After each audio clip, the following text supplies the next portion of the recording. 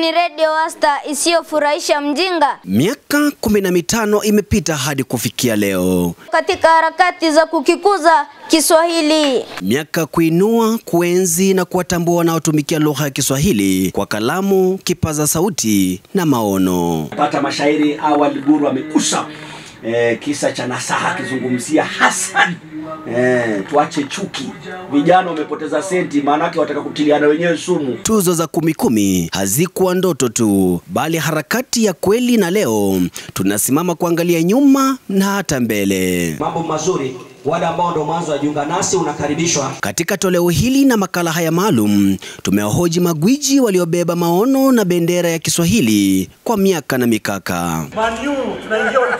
Mzee wetu, mlezi, mwalimu, mwandishi na Profesa Guru Ustadh Wala bin Wala anatueleza kwa kina kilichompa mshawasha na sababu za kuasisi tuzo za 10. Sherehe zenyewe zinaitwa 10 kwa sababu ni sherehe zilizoanzwa na kuanzishwa na kuasisiwa rasmi. Na sherehe ya kwanza ilifanyika tarehe 10 mwezi wa 10 mwaka 2010 kuanzia saa 10 alfajiri mpaka saa 10 jioni. Ndio sababu iliyonisukuma katika kuanzisha 10 ni mshawasha niliokuwa nao miaka mingi sana katika hali yangu ya kuchunguza mambo. Katika dunia hii binadamu tuna mapuza mengi sana. Tuna watu ambao wamewahi kufanya matendo mazuri sana katika uso wa dunia. Kuna watu ambao wamefanya mambo mazuri ambayo ndio sisi tukayaiga tukafika tulikofika. Hata we mwenyewe kuna mtu aliyekupa kichocheo ukapenda kazi unayofanya. Lakini hatutaki kuwataja wala hatutaki kuwapongeza. Kwa mujibu wa Guru, duniani kuna watu na viatu. Watu hawa wamefanya vitu, ila na kumtaja mtu na kumpongeza mtu ni vitu viwili ambavyo hatulazimishi. Lakini hekima na heshima na utu wako ndio vitu vitakavyokusukuma uone kwamba huyu mwimbaji ameimba vizuri, nimpongeze. Huyu mwalimu wangu amenifundisha vizuri, nimshukuru. Huyu mwanafunzi amefanya vizuri, nimpongeze. Huyu binadamu amefanya hivi na hivi, hao Waswahili wameongea Kiswahili vizuri, wamepigania Kiswahili, wametetea, tuwapongeze. Sasa nilipoona wale wote waliwahi kutenda matendo mazuri hasa kuhusu Kiswahili wamekuja na wanapita tu, hakuna naijali, na vitabu vyao wanatumia mpaka vinawasaidia watu kupita mtihani, hakuna naijali. Profesa anasema kuna vitu viwili vinavyomwangamiza na kumzamisha mwanadamu maishani. Chuki na wivu vitatumaliza. Na wivu vitatumaliza. Sasa pale ndio wazo likanijia, siku moja nitakapokuwa na uwezo. Na uwezo ni nini? Mdogo wangu, uwezo si pesa. Pesa si maendeleo. Pesa si msingi wa maendeleo. Maendeleo ni watu. Nyumbani kwenu hata kama unalala kwenye nyumba nzuri sana na wale watu wako na unaoishi hapo wanalala njaa, hakuna maendeleo hapo. Fadhali mlale kwenye kibanda cha mbao na karatasi, lakini mnashiba vizuri, mnalala vizuri, na hata mtu akifika anakuta mnalalia magodoro mazuri. Maendeleo ni watu. Watu wakiwa katika hali njema ya maisha ndio maendeleo. Sasa nikasema siku nitakapokuwa na uwezo. Na uwezo ni nini? Uwezo ni nia. Nia njema kwa wenzako ndio uwezo. Nitafanya kitendo cha kipekee cha kuwatambua, japo kwa kuwataja tu hadharani. Wala anasema zawadi kwa mtu aliye hai ni bora kuliko kumminia maneno na sifa na maneno mateule akiwa amefariki, kwani huenda yasimfaidi kwa njia iwayo yoyote ile. Nikatafuta kaburi la Mathias Mnyampala. Hivyo nikaenda mpaka Bukoba kutafuta kaburi la bwana moja anaitwa John Kiimbila. Aliandika kitabu kinaitwa Lila na Fila. Kitabu kilichovuma sana siku hizo, hata ndio vilikuwa vyenye fasihi siku za kitambo.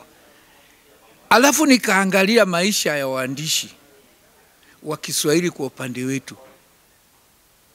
Sikuona hata moja aliyepongezwa, licha ya kwamba vitabu vyao watu walitumia.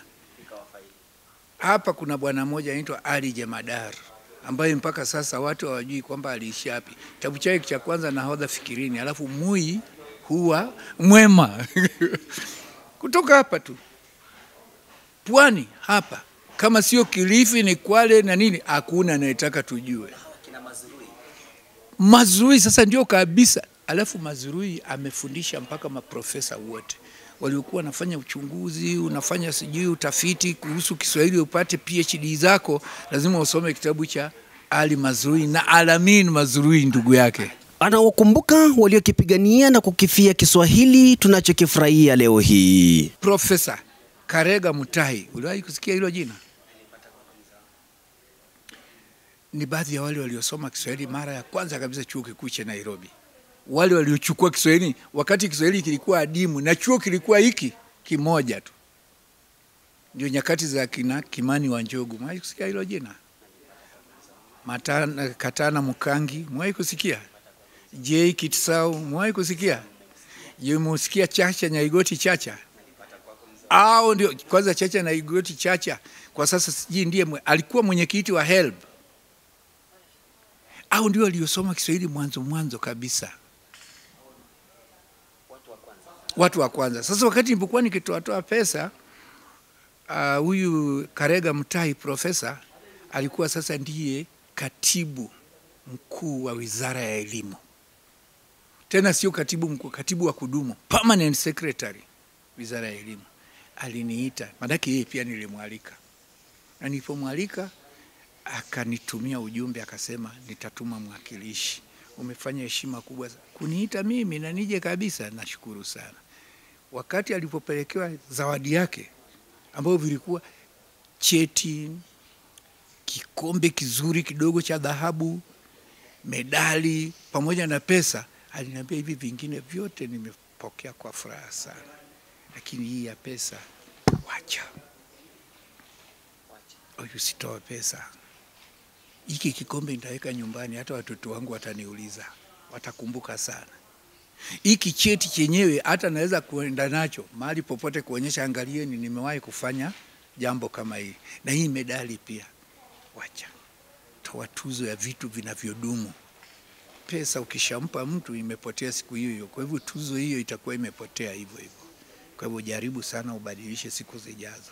Nimefikiria nikurudishia, nikaona pia si heshima. Lakini je, jamii imemfaidi vipi huyu anayekipigania Kiswahili chetu tunachokienzi? Profesa anadokeza zaidi. Nilipoandika kitabu cha mara ya kwanza, mbona nilitafutwa nikaambiwa wewe unakuja kuharibia Wakenya soko la Kiswahili. Na umekuja kuleta Kiswahili chako cha Tanzania hapa kuja kuvuruga Kiswahili chetu cha Wakenya. Sisi Wakenya tuna Kiswahili chetu ambacho tumekizoea, chepesi tu cha kuomba maji. Sasa na mambo unaweka kwenye kitabu.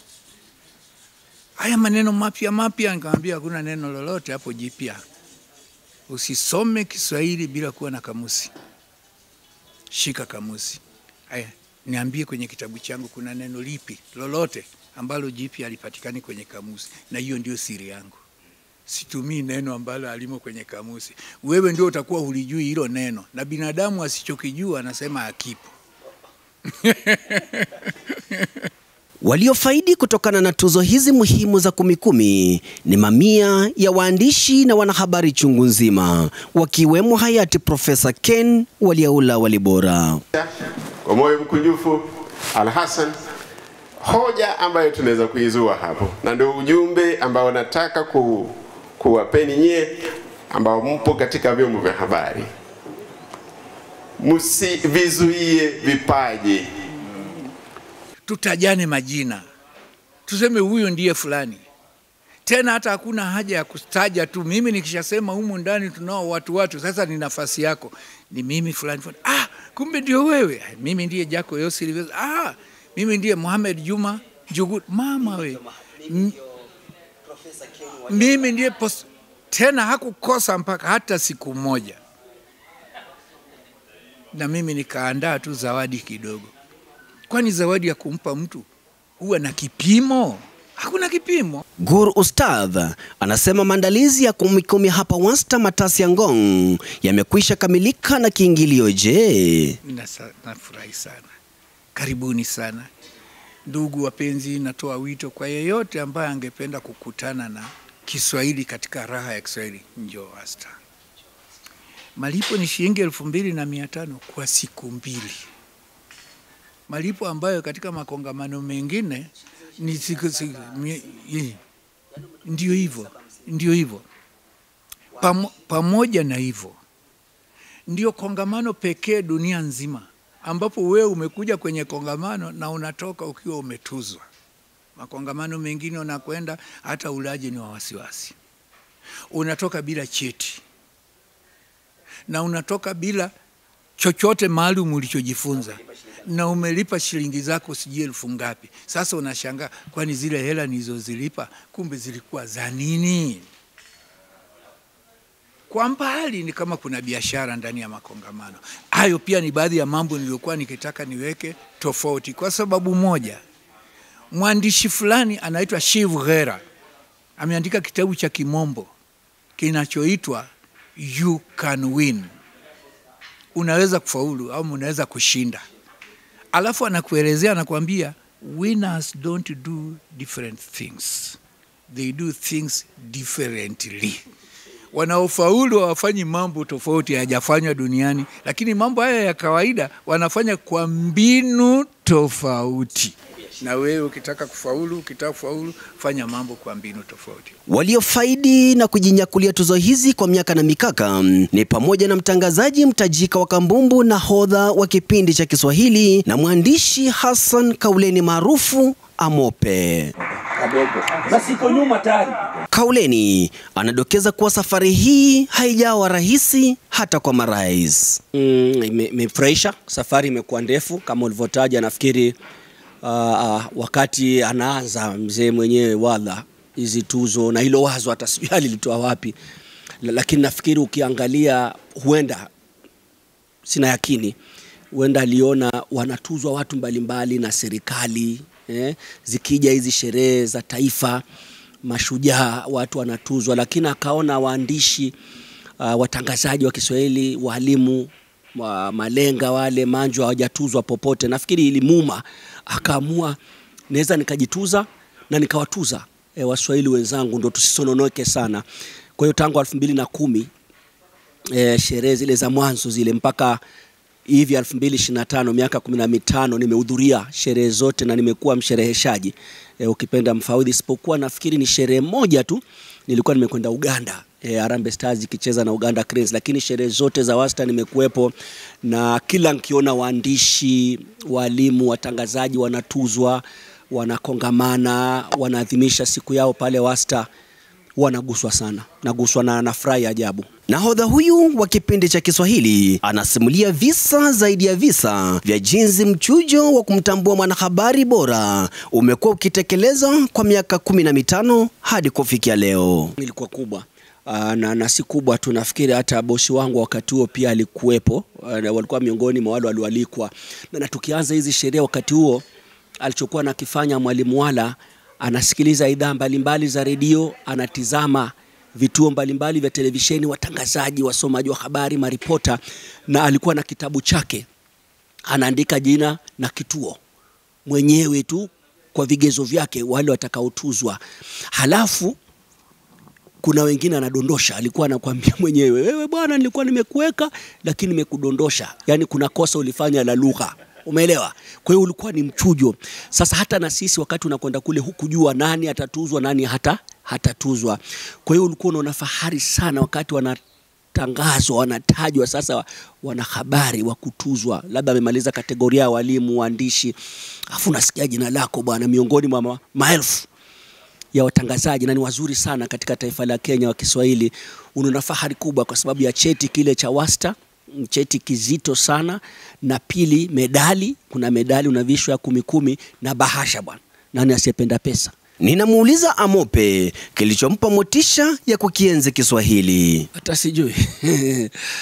Nafikiri labda kulelewa tu, tukikuzwa sisi tunatangamana na watoto wa matabaka mbalimbali. Uwezo ukajua huyu ni Mjaluo ama Mkikuyu ama Mbaluya ama Mchonyi ama Jibana, yani ndio lugha mnazungumza tangu utotoni tu mkikua mpaka shuleni hivyo tu. Alafu kwa kusoma kazi, unasoma kazi zao kina marehemu Walibora, kina Professor Said, kina Shafi, unaona utamu tu wa lugha. Unasoma makala gazetini tangu wakati huo, umeelewa? Unasikiliza redio tangu wakati huo, unatizama televisheni, yani unafurahishwa tu na jamaa wanavyotumia lugha Kiswahili. Unasikiliza michezo ya kuigiza kwenye redio, unatizama kwenye televisheni na unaona utamu wa lugha. Alafu unajikuta tu umekipenda Kiswahili. Alafu ndoto yako ya kuwa mtangazaji ndio hiyo, na silaha ni Kiswahili. Hivyo unajikuta wewe na Uswahili na wewe. Lakini je, itakuwaje mwaka huu hatasimama kwenye jukwaa moja pamoja na walezi wake, akiwemo hayati Profesa Ken Waliaula Walibora, hayati Profesa Habwe, hayati Mzee Mambo Mbotela? Kauleni anasimulia. Ndio maana katika sherehe za 10 kabla tafrija zijaanza, Mwalimu Wadha bin Wala huwa ana orodha ya wale waliotangulia mbele za haki. Tuseme ni mwaka jana, mwaka juzi, miaka ya juzi, huwa anawataja majina, alafu tunawatilia dua. Hii inakuonesha nini? Kwamba kama mwaka jana ameondoka Profesa Habwe, mwaka juzi aliondoka Walibora, kabla hapo Badi Muhsin marehemu, kabla hapo Mohamed Juma, Mambo Mbotela na wengineo, inakuonesha kwamba inamaanisha sherehe za mwaka ujao huenda ni mimi jina langu litasomwa, kwamba nimetangulia mbele za haki na nilituzwa. Kwa hiyo mwanzo anavyosema yeye mwalimu, tusingoje kuzikana, yani tunazikana tungali hai. Yani usingoje mtu ameondoka ndio unaanza kumsifia mazuri yake, ndio unaanza kuandika kwenye mitandao aya za kumsifia na X, msifu angali hai. Kwa hiyo nafikiri unaondoka duniani ukiwa umeridhika. Hii inatuonesha pia unyenyekevu na udini, kwamba leo nipo, kesho sipo. Maana hawa wanaotajwa ni ndugu zetu, jamaa zetu, marafiki zetu, na kama wametangulia pia na wewe jitayarishe, maana mwaka unaokuja jina lako ndilo litakalotajwa. Nafikiri ndilo funzo ambalo tunaliokota, kwamba hapa njiani tu wapita njia, tunaondoka. Mwalimu mcheshi na anayependa sana utani studioni wakati wa vipindi vya Kiswahili. Wasemaje Sakwa?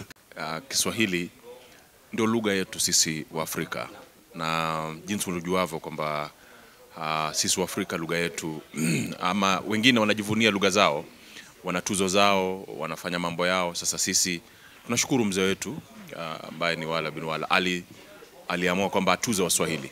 Kwa hivyo ndio sababu sasa zinaitwa tuzo za 10 huwa ni tarehe 10 mwezi wa 10, zilianza mwaka 2010. Kwa hivyo miaka 15. Kwa hivyo lilikuwa wazo zuri sana yeye kufanya hivyo. Sakwa, kando na kusakamwa na nahodha Kauleni wakiwa hewani, naye pia hajaachwa nyuma katika kujizolea mataji ya tuzo za wasta. Naam, nimetuzwa si mara moja katika hiyo miaka yote 15. Katika kila mwaka nimekuwa nikituzwa. Mtawalia hakuna mwaka ambapo nimekosa. Nasema alhamdulillah. Kwa hivyo ni kwa sababu si kwamba unajua, angalau kama kuna chochote ambacho unahangaikia Kiswahili katika namna yote ile, kwa udogo ule, hata 0.nini, mzee atakutuza ama unatuzwa. Angalau kuna mtu ambaye anajua kwamba kuna mtu fulani ameniathiri. Unajua tunaangalia katika maisha haya ama dunia hii ya ulimwengu huu wa Kiswahili, umaathiri nani? Kuna mtu mmoja, wawili, watatu ambao angalau watasema kwamba kutokana na fulani Reagan, kutokana na Mwalimu Sakwa nilipenda Kiswahili. Kwa hivyo nashukuru Mwenyezi Mungu wapo, na tutazidi panapo majaliwa, Mungu akitujalia afya na uhai, basi tutazidi. Anawapenda watumizi wa Kiswahili, na ndio maana nimekutajia baadhi tu ya vitu ambavyo vinafanya napenda Kiswahili. Na zaidi ya yote ambaye anatumia Kiswahili napenda. Nikisikia mtu yeyote, kwa mfano leo studioni katika kipindi cha Bahari ya Elimu pamekuwepo na vijana watatu. Kuna mmoja anaitwa Yeri, mwingine anaitwa Hukumu, mwingine anaitwa Roni Reagan. Wakawa wanazungumza Kiswahili chao kizuri tu. Yaani mtu ambaye anatiririsha Kiswahili anafanya na kipenda zaidi. Ndio hivyo sasa. Mueleza kwamba Kiswahili ndio fimbo ya Mwafrika, tupiganie Kiswahili. Ndio lugha ambayo itatuunganisha sisi wa Afrika. Tusijivunie lugha za wengine. Kiswahili hiki ndio kito ndio dhahabu yetu Afrika na ndio fimbo. Shukran. Jonah Ondieki, rais wa chama cha wakalimani na watafsiri wa Afrika Mashariki maarufu kama IATA, anajihusisha vyema na tuzo za Wasta. Sisi kama wanachama, baadhi yetu pia ni wakalimani ama watafsiri wa lugha ya Kiswahili na Kiingereza na lugha nyinginezo. Licha kwamba tuna watafsiri wa lugha nyinginezo, Kifaransa na Kiingereza, Kireno, Kihispania na Kiarabu na lugha nyinginezo. Lakini wale sana sana ambao ni wataalamu wa lugha ya Kiswahili ambao pia na wakalimani watafsiri watakuwepo kwenye Wasta. Mmoja wapo kama mimi kama rais nitakuwepo pale. Kwa mchango wetu utakuwa kwamba tutasherehekea hiyo siku ili kupongeza wenzetu wa kereketo wa lugha na wale ambao ni walimu wamefanya mchango mzuri kwa lugha ya Kiswahili. Ikumbuke kwamba lugha ya Kiswahili ni lugha ya taifa ya Kenya, na pia kumbuka kwamba katika ibara ya 7 ya katiba ya Kenya lugha ya Kiswahili ni lugha rasmi. Kwa hivyo ni muhimu kwamba tuweze kuipatia hadhi inayofaa lugha ya Kiswahili kama lugha ya taifa na lugha ambayo ni rasmi, na kwenye katiba yetu tuweze kuitambua na kupatia hadhi hiyo. Ndio maana wakalimani wa tafsiri ama chama chetu kitapata mwakilisho ama kuwakilishwa katika hiyo sherehe ya siku 10 na rais mwenyewe ambaye ni mimi hapa, Onkendi Jonah Ondieki. Mchango wao katika malezi na makuzi ya Kiswahili yamekuwa ni kama yepi? Lakini kwanza watarajie kwamba, kumbuka kwamba Kenya tunavyozungumza sasa hivi, kwenye katiba tumetaja kwamba Kiswahili kwa mfano ni lugha ya taifa, ni lugha rasmi. Lakini kuna juhudi ambazo zinafanyika kwenye kwa mfano vitengo vya mahakama ambapo hatuna wakalimani walio hitimu na ambao wanafanya kazi ya kitaaluma. Kuna ile sera ya lugha ambayo ilikuwa imeandikwa zamani kama mwaka 2014 na sasa na pia kulikuwa na mswada wa sheria wa lugha za Kenya ambao ulichapishwa 2014 ukasoma mara moja bungeni. Chama chetu cha tafsiri na wakalimani tunataka kuhakikisha kwamba ule mswada unapitishwa kwa sheria.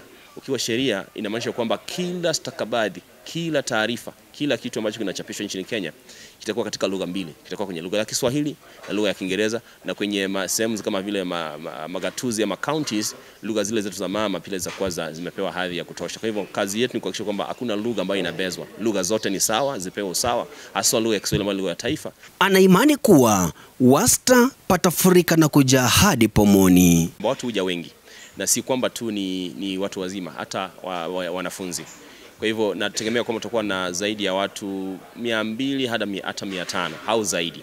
Kwa sababu pale nyuma wamekuwa kuja watu wengi, ni siku ambayo inafana sana. Kumbuka zamani siku ikiitwa Moi Day.